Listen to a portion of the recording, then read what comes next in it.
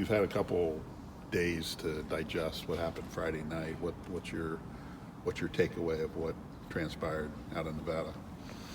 I think the biggest takeaway from the game is whoever wins the turnover battle has a better chance of winning the game. And, for us, we had 5 turnovers to their 0, so it's really hard to win games when you turn the ball over 5 times.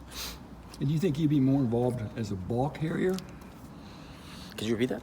Did you think you'd carry the ball more like out of the backfield than you did?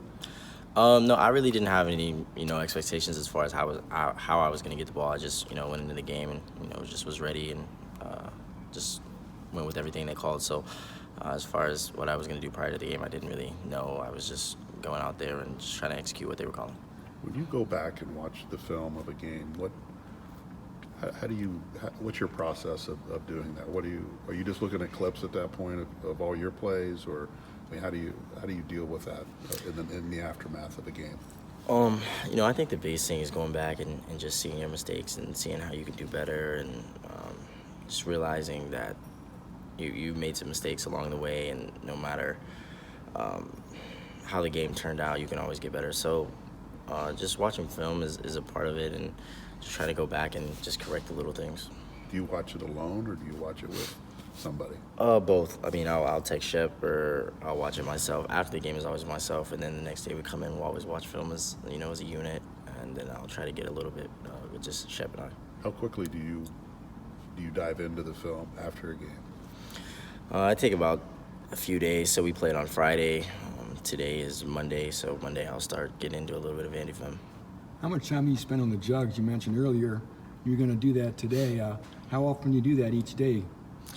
It just depends. I'll try to get a little work after practice, and then, obviously on the weekends we're off Monday, so just try to get some work in Monday as you start to feel a little better. So whether that be jugs, getting the lift in, some conditioning, some tennis balls, just anything to get better every day. Jeff moved you around probably a little bit more than he did last year in some different spots. I mean, do you welcome kind of some new situations to be in this year? Yeah, I think getting me the ball behind the line of scrimmage is a great idea. Any way possible to help this team, moving me in different spots to get the defense to get their eyes on me and get other guys open. So I think he does a great job of moving me on the offense to get other guys open. What do you think of the freshman receivers? Milton got some action, and David got some action. Yeah, I think they did a good job while they were in the game, getting their feet wet. So I think they'll have some great games coming soon, and I'm excited for those guys. And obviously David got a chance to score a touchdown, so that's kind of off his shoulder, and hopefully he's ready to go. Do you ever feel pressure to have to make plays? No, not at all. I just go out there and just try to execute. So as I'm looking at the sideline and the play is called, I'm just going out there and doing my job. How do you, now that you've seen the film of the punt return you tried to chase down, is that something like, okay, that can't happen again type of thing, or is there? Yeah, there's like 1 in a million chance I don't grab that. So, honestly, if you want to be totally honest, if we got a game tomorrow, I'm not sure I wouldn't try that again. Like, obviously it was a bad mistake, and it could have cost us the game and things like that. But previously we had been pinned inside the 5, and I was just trying to make a play, and there's a one bounce rule that we have, and I kind of just made a mistake, man, to be totally honest with you, and I probably shouldn't have done it, and obviously I've looked at it and I've learned from it, so I'm gonna grow from here. But you're wired to make a play. Right. That's how you're. Right, my coaches have a lot of confidence in me, and as well as I do myself. So I had enough room to grab it, and it's just one of those things where it just slips. So it's 1 in a million times I don't grab that ball. So it just happened like that. And if I would have grabbed it, then we wouldn't be having this conversation. So it just happened that way. And you have the green light to handle whatever punt you want to handle.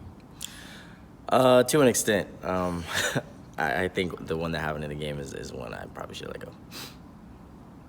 So moving forward, just do you have to take a moment to pause to kind of think about it, or are you still just in the mindset of? Yeah, I think that was the biggest thing. I took too long to think about it. I should have grabbed it off the first bounce, and as it kept rolling, I was like, man, I don't want to be pinned inside the 5 and make it on. So, that's just a mental error by me, and it could have cost us. So, I just got to go back and learn from those things.